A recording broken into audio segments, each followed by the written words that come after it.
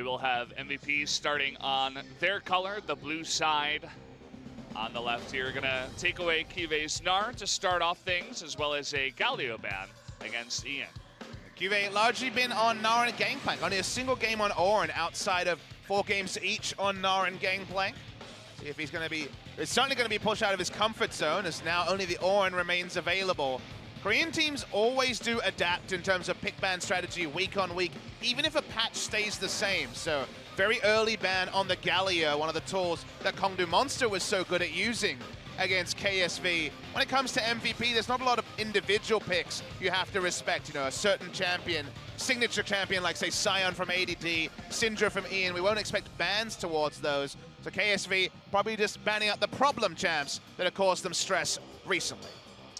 So much left over in this draft. After the 6 bans, we have Ezreal, Sejuani, Zoe still available. Seems like Sejuani is just too high up there in terms of tier. They're gonna give that one over to Beyond tier. But still, other picks remain for KSV if they wanna go down that path. Yeah, first time Sejuani has been picked up by Beyond this season. Over the side of KSV, well, we see Crown return to Zoe, already hovering it as I finish the point, with Galio taken out.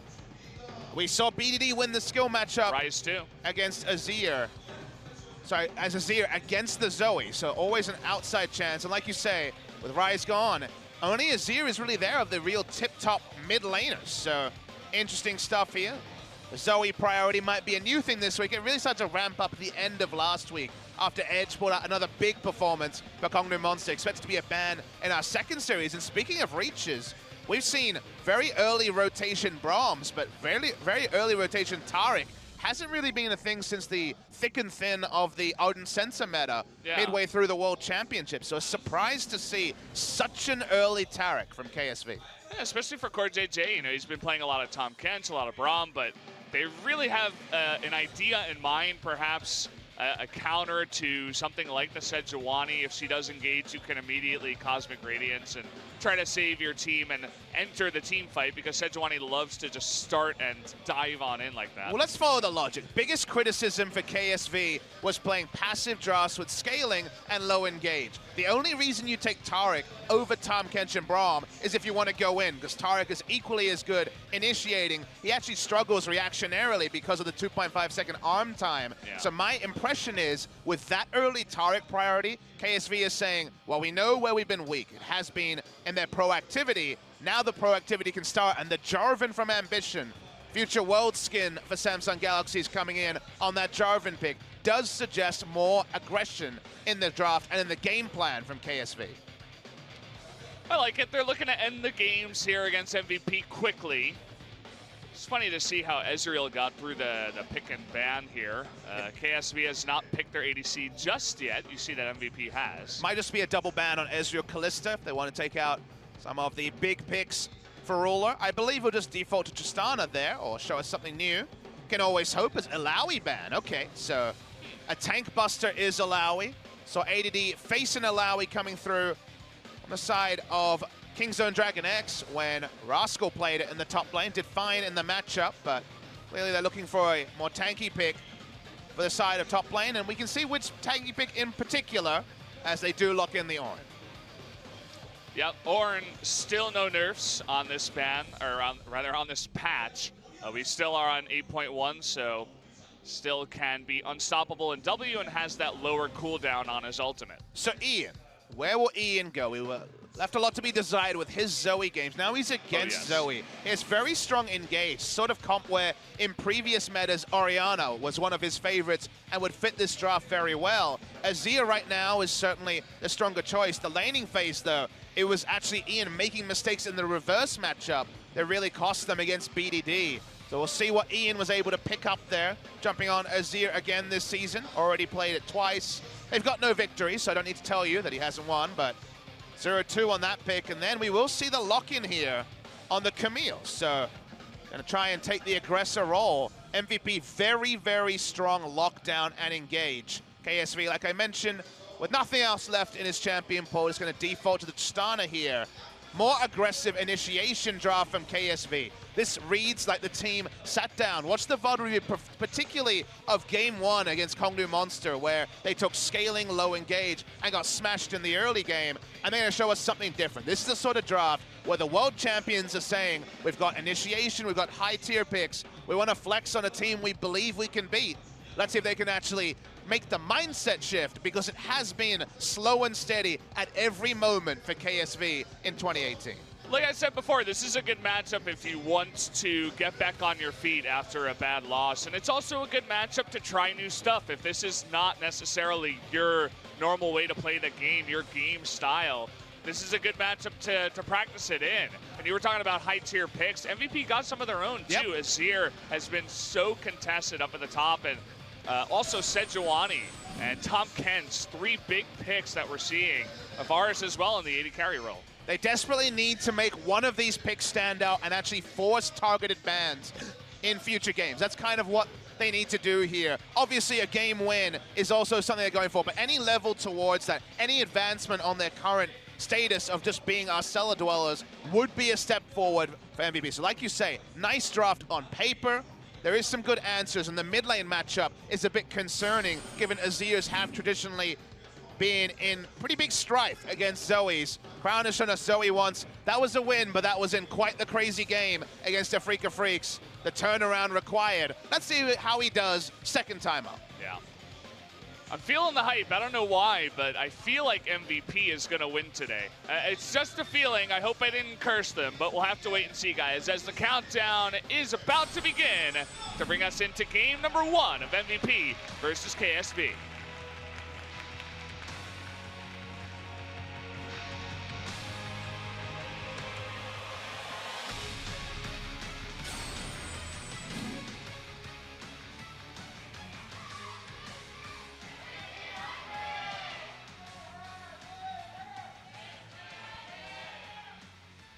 Here we go, guys. Match number 21. The first match of week 3. I feel like we've already casted a lot, but it's only week 3 of 9. Then we got playoffs after, Papa. Look, we hit blackjack, so at least we're doing something right. The dealer will reward us with an amazing game, hopefully, as you say, in our 21st match of the season. We had a 3-day week last week for Spo TV, so it's only back to the 2. So I won't see you for a few match days. The eSports Bachelor will rotate as Atlas and Achilles will get a look in the next couple of days. I was enjoying my extra Papa week. time? Yeah, the extra Papa time. It's going to be the only week where it's delayed like that, and we have 6 on 1 week. Thankfully for you, Papa, and your health. Yeah, back to my 3 days on, 1 day off, 2 days on schedule. That's the standard LCK schedule that was interrupted due to stadium requirements here at the Nexon Arena. But back to norm, so you guys will know exactly when to tune in. No more crazy matchups and no more fun for Ian, who already has received his first, but no doubt not his last paddle star in lane. Yeah. You guys noticed that at the end of summer, in round 2, they did take a surprising upset win over Samsung at the time, but the same rosters going head-to-head. Could see that was their only game wins, were in that final best of 3 as Samsung were on the rampage. Samsung, remember, only on the last match day of the season were they unseeded from first place. In the last best of 3 against Longzhou, whoever won that series would have ended first in the regular season. We would have seen Samsung in their first ever LCK final. It didn't happen. They went on to win Worlds, so you could say at least there was a happy ending there. The storyline of this season is, can this KSV roster, which has gone unchanged since becoming world champions, actually make it through the playoffs? They've never even won a playoff best of 5. So best of 5s in Korea has been something that has always really eluded KSV. Max on the Tom Kench has a lot of opportunity on that pick to be a playmaker. Doesn't pick up the Alistair this game, decides to play a bit more of a protector role with Maha on the Varus, but we've seen what Abyssal Voyage can do in a lot of these games. A lot of the more aggressive supports love to head towards mid and even top. Speaking of aggressive, is this one of the fabled Ambition? Nope, just going to be contesting. Ooh, smited away by Beyond. Ambition had his smite, just missed it. So nicely done there. Making the right read that invading against Ambition is usually the right way to go. Is known for his very passive farm phase, why they've tried to integrate Haru so many times. Is in general Ambition struggles for early games, at least the skill shot accuracy seems on point so far from Crown. I love how Zoe skips away after just demolishing almost all your health.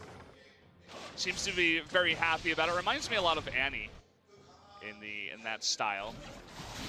But like a little bit of Jinx mixed in where she's also kind of crazy at the same time. I don't know the lore behind the champions really, Papa. Do you pay attention to the lore at all? I do not. I've never been a lore person. Didn't read the Journal of Justice back in the day or read too much.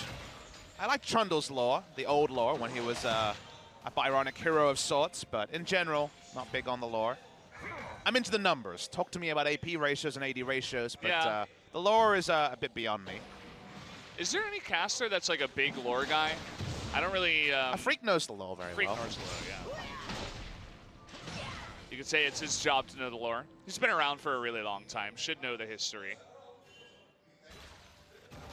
For at least this particular early game, Azir's been able to push in mid, which, as you can see, means that 3 lanes are doing pretty happily. Camille can't necessarily shove against Orin, but can manipulate the lane pretty well, can push it in or let it push in as she kind of pleases after a few levels and actually take trades with the Q. Mid lane, Azir can push in before the cooldown patterns and the trading patterns for Crown start to really punish the Azir. And the bot lane, of course, KSV will know all about the Varus pick. So even though the Tahm Kench isn't helping, it's a pretty neutral lane, so allowed Beyond to invade pretty happily. Hasn't gone for the invading rune. Usually when we see invading Sejuanis, they're favoring the fleet footwork, a big Umti special, but gonna be Aftershock this time, just trying to be a tanky initiator on the Sejuani. Gathering Storm, guys, on ADD. They're going up against KSV. We talk a lot about how Jin Air is the team that takes it late, but KSV and Samsung also famously love to take the game late, take it slow, and it's not a bad idea, especially when you want to scale up in the side lane when you're fighting up against Horn. You usually wouldn't see it on something like Camille, but I guess because Camille goes into the sorcery tree, one of the few top laners that doesn't go unsealed spellbook like we see from QV, makes some sense there, not a lot of opportunity costs. And Scorch isn't going to hurt an Ornn who can just piece together loads of defensive stats. Yeah. Probably just going to be a Frozen Heart rush from QV. We don't see Iceborne Gauntlet with any regularity here in Korea after the early days of the season. Works so well against Azir and Varus, of course, so just needs to get one for the team. I'm not a big fan of the Scorch. You were talking about that rune. Definitely liking Gathering Storm. For solo queue, Scorch makes a lot more sense because the game is usually over at 20 minutes, but... Also, it's carry versus carry matchup. Fiora versus Camille, for example, or in a Jace match, I think Jace should be taking Scorch every time. But I agree. In general, it's nice use of the Unstoppable there by QV. Doing a nice job. Has it as got ultimate Ignite, up. remember? Yeah, he wants to do it, but nice dodge there with the Hextech Ultimatum. Look at all the minions stomping away, but is it going to matter? No! QV wins the 1v1. ADD thought he could just go ahead with the Hextech Ultimatum and dodge, but still did not win the matchup. And that was the mind game that was there, was ADD was like, I know exactly how to play this. I'm going to dodge out the ult. I've done it before in solo queue. But then he got surprised by the Ignite. The Ignite there was not respected. That was enough between that and another round of Bellows Breath and auto attack. So ADD, and got in his own head there, went aggressive, didn't need to. QV was just playing the farm game. And first blood to the Ornn shows the potency of being able, with Unsealed Spellbook, to take the laning summoner and get the maximum from it. And just more woes for MVP. You know, we talk about how nothing, well, we're going to have to talk about that later as we have an engage here onto Crown, even with the heal. Has a second flash coming in here and sleeps onto the Sejuani. Azir on the chase, and Crown is still running away. We got ADD now coming on in. Should be just a matter of time, especially with the Camille, but he's going to sleep the Camille. Does not matter. 3 members to finally catch the Zoe. Yeah, it took too long, but credit to Ian. Nice understanding of the ranges of the flash ulti there. We've been critical on Ian this season after some struggles, most recently in his 2 Zoe games. That was a good look onto the Azir. Gets the first blood onto Crown. Crown went very offensive in his summoner spell. He actually went for heal, which seems bizarre against a Sejuani, but obviously would have been very helpful in the earlier levels. Nice punishment on the Sejuani. Yeah, finally making something work from the mid and jungle. Getting Ian ahead. Has also the Dark Seal, which is definitely going to help him in this lane up against Zoe. Let's take another look here. So Beyond was shown on multiple wards. I think Crown was in the shop doing a bit of a faker there. Oh boy. He ends up getting caught. Does live surprisingly long. Flash he picked up from Ian, helping aid his escape. Is in picture. They're turning on to Max and Maha. Maha might be dead. Maha has that Ignite ticket and he is going to go down. Ruler super low too, but Max all alone is going to miss the lick. Gray health popping here, but they are going to commit to the Cataclysm. League of Stopwatches makes a return, saves the Catfish's life for now. And I think that MVP was surprised by the aggression in a Taric lane, but something I was going to talk about before we got the full screen replay is that Taric straight up bought a tier before he got Targons or any other items. And you might ask why. Maybe we should talk about this for a second. Non-stop fighting in this game, Papa, but you can see that ADD still having a hard time after getting solo kill. Yeah, Ignite was available, so I wasn't 100% sure he wouldn't see an all-in attempt. Won't be going for it low on mana. Yeah, no turret dive realistically, but when you see tier that early, Valdez, it should be a sign that you're looking to shove and that you're looking to potentially all in, but you're not going to take as many extended trades, so you're a bit worried about the lower health and combat stats on the target. You take tier in order to get the healing up, but they went for an all-in with the tier and surprised the side of MVP with their aggression, committed on the kill, didn't even need Jarvan, who got no kill involvement as Ambition closed in fairly late in the piece. So nice little advantage there to KSV, getting that kill against the run of the lane where previously Varus had been pushing in.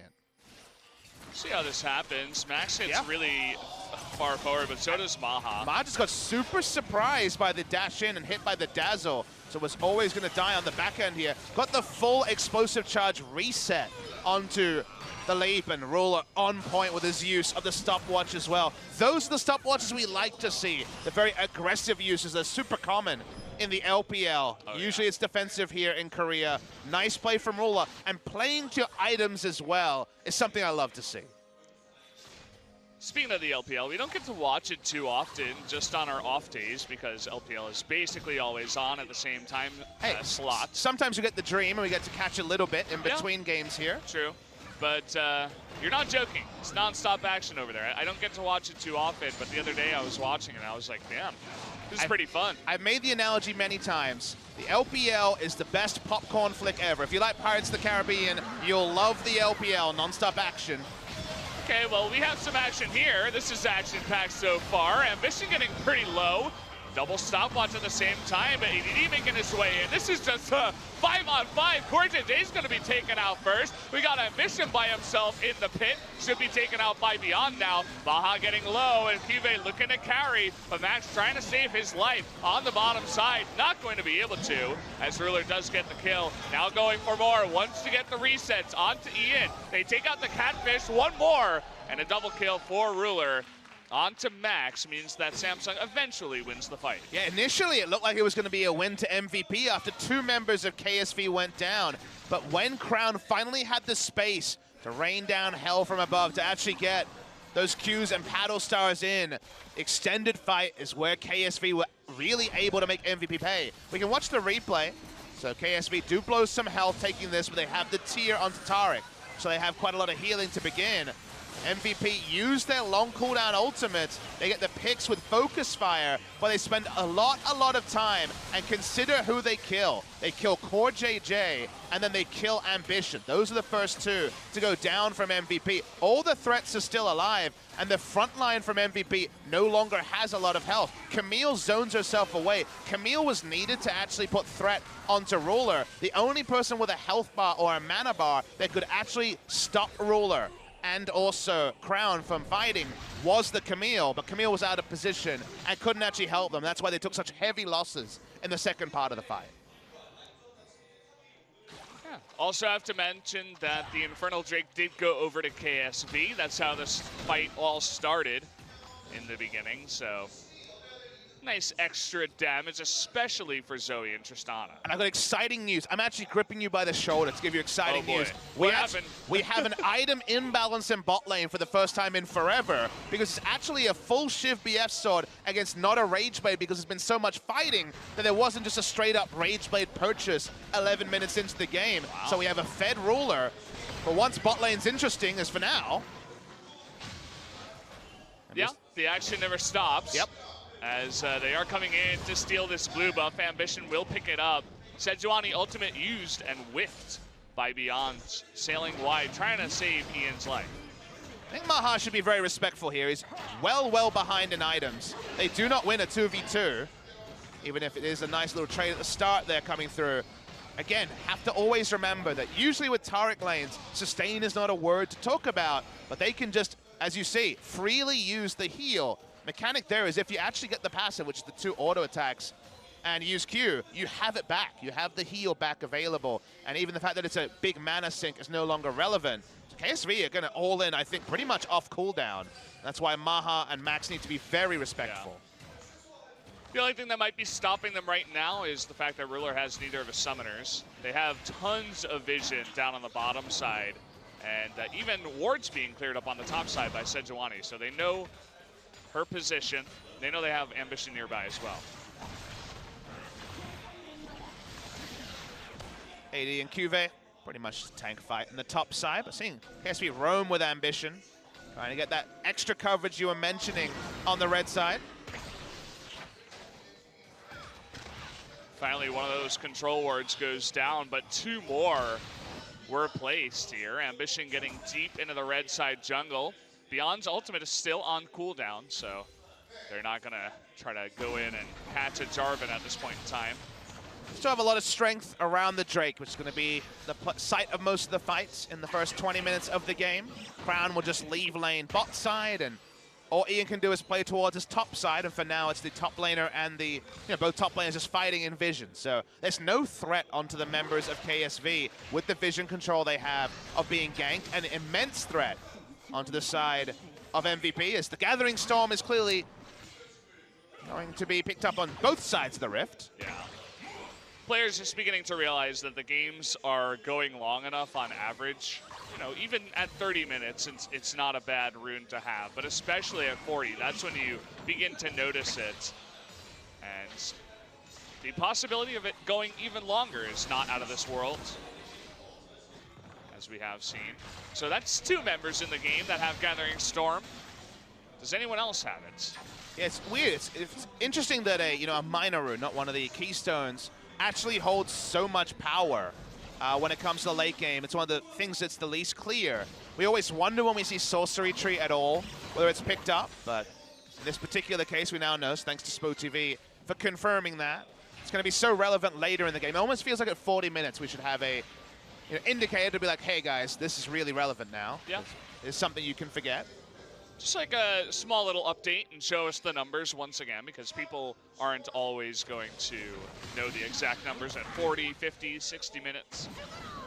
Beyond's going to have his try at the Rift Herald now. We saw Ambition trying it earlier on, didn't get to finish it off. And all the control is bottom side for KSV, so he can be pretty confident that he will get plenty of free time onto the Rift Herald. Cloud Drake spawning in 10 seconds, and KSV looking to monopolize that objective. So splitting the map vertically here. Vertical jungling does mean that one of those neutrals goes over to both sides, and Ambition wants a red buff as well. See if he can actually take it, because the bottom lane of MVP is pushing on in. Does have the smites, but the Rift Herald is taken. No steal by Maha. Red buff will go over to Ambition. Cloud Drake has spawned. Not looking to go for that just yet. They want to get first blood turret in the bot lane if possible. Try to get Ruler even farther ahead. We're seeing another ultimate here. Nice dodge by ADD, but still having trouble against Ornn in the top lane. Yeah, QA doesn't have Ignite this time, so the threat is lower. The actual kill threat, but even just chunking him out of lane and forcing a teleport to top side to match the teleport that QV has already used. Not often you see an Ornn with a teleport disadvantage against his lane opponent, but the case right now. Another Drake and a second Infernal Drake is going to be number 3 of the game. So You know that KSV is going to be looking for that. We haven't engaged here as Beyond is making his way up top. He's going to flash that ultimate easily, but a flash in from Beyond. They are diving this. They want it. Another stun coming on in. Beyond is so tanky that he can tank this turret forever. Look at ADD getting low. Beyond finally taking some damage, but either way, is going to be the 2v1 dive up in the top lane, a successful kill. You don't need a stopwatch when you're that damn tanky. Double Ruby Crystal and a damn Kindle Gem in the inventory on top of the Cinderhawk. Amusingly tanky at this point. Basically had a budget Warmox going on with his item build. So nice tanking there. The reason why they were so hard on it is they have the Rift Herald trying to make it 2 turrets in the top side as the Camille pushes in. Might be able to here. ADD is getting lower and Kive is about to respawn, but does not have TP up. You can see that this turret is getting lower and lower. At least KSV was able to respawn with the first blood turret in the bottom lane, just barely. But that means 2 extra turrets here for MVP.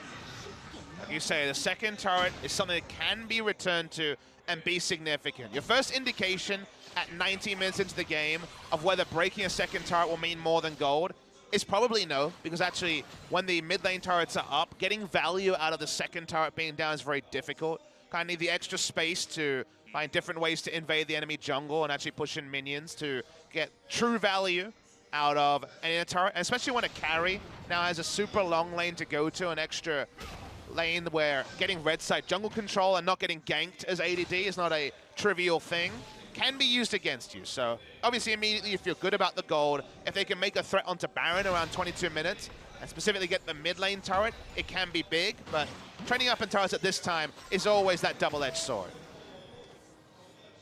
Crown finally getting an item here, is working towards what looks like a Banshee's Veil second. And you can see that he's already beginning to do a nice bit of damage. Beyond hasn't gotten any magic resist so far, which is why even with his massive pool of health, still takes a nice bit of damage from Zoe. It's not going to be a very defensive build from Crown. When you look at the items, you're thinking it's probably going to be Banshee Veil from the Fiendish Codex and Blasting Wand, which makes sense against the magic damage threats here from MVP and the initiation chain, and does, of course, mean he's not going to be buying for a QSS, you'd imagine, because it would just be too many infantry shots on the defensive side. Does delay the Leandries, which can be super powerful in the poking, so we'll keep tracks there. That was pretty close. This is a bait through and through. Trying to get onto Crown is Beyond, but now they're actually going to back off here, even 4v2, as multiple members of MVP were coming down the river, especially Camille was coming in. Yeah, it was cool prediction on the portal jump, but not a prediction on the cavalry being there, so Beyond not able to actually punish Crown looking for a pick. Okay, maybe they'll try their luck here. Not quite. Ambition himself going fairly tanky in his items as well, Cinderhawk.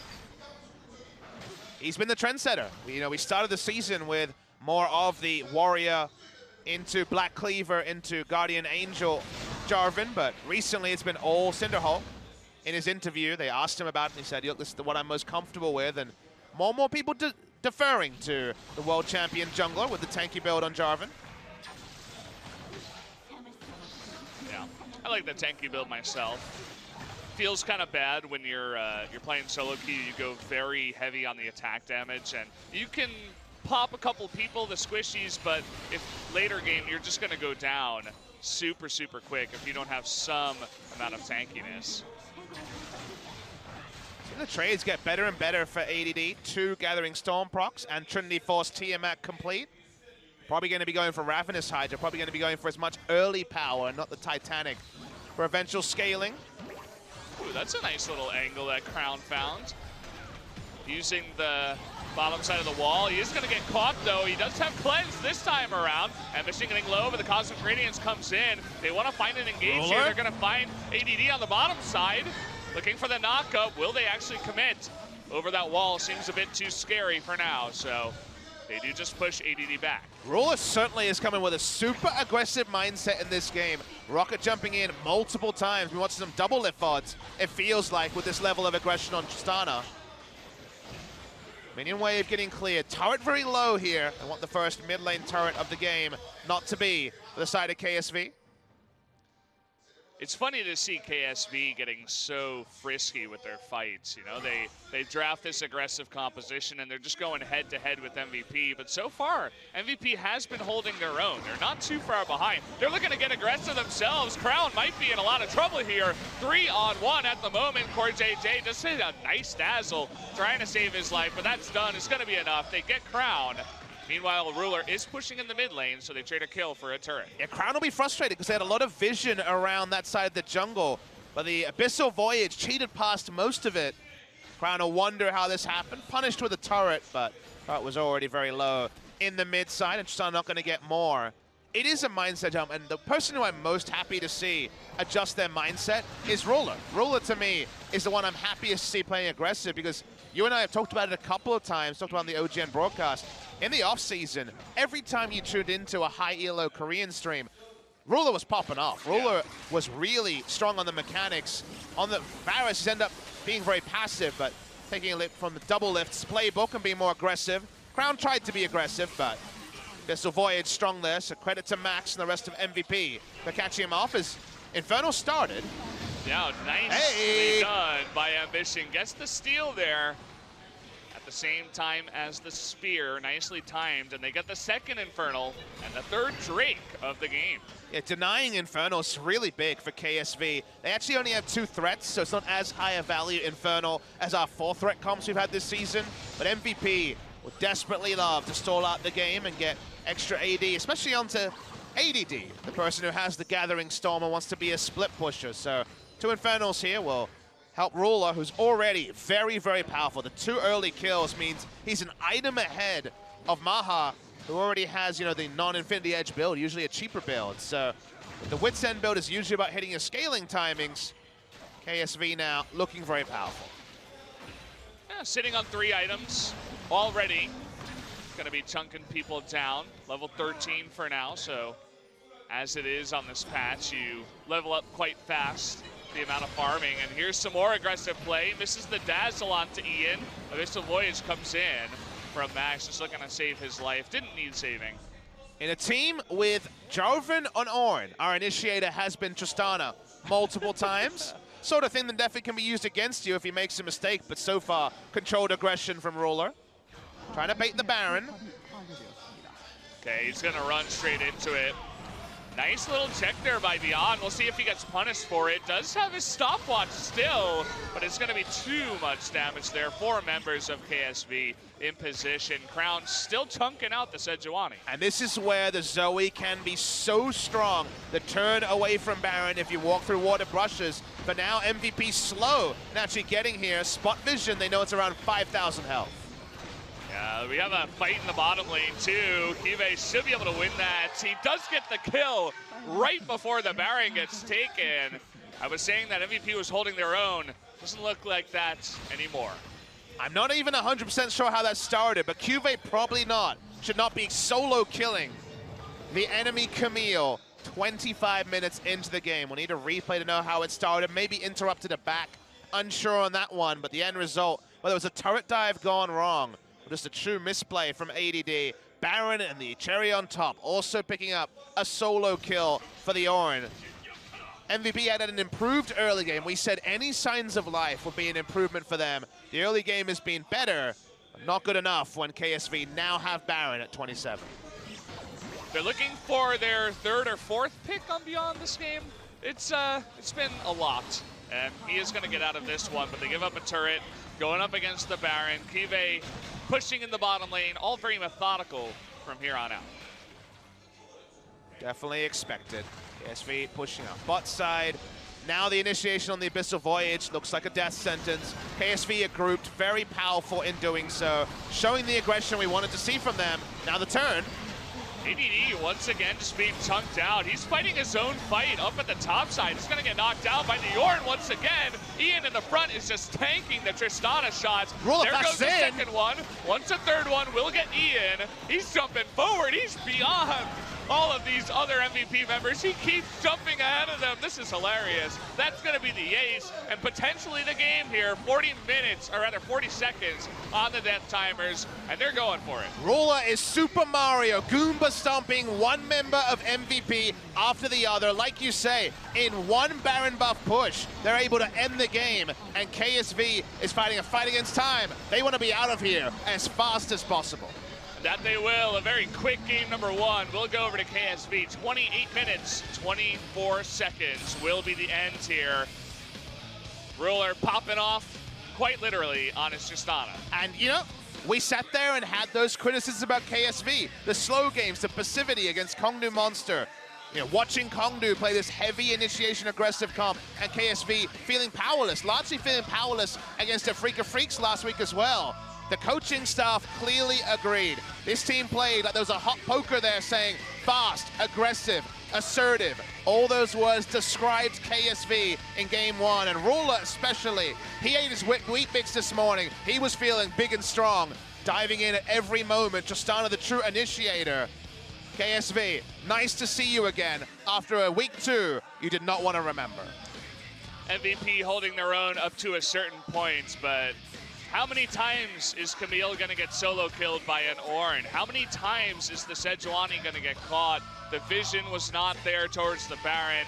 It just kind of fell away from them. They were looking okay, and then eventually, almost 2 minutes later, I'm like, what the hell happened? These guys just disappeared. I mean, the best of MVP is not going to be enough to beat KSV. That's no surprise to anyone, but the MVP we saw here had more of a ceiling and more of a floor. They did look better, but we still don't know if the best of MVP can beat many teams in this league, as I saw your eyes widen when between 26 minutes into the game and 28, that's exactly the game what I ended. said. 2 minutes.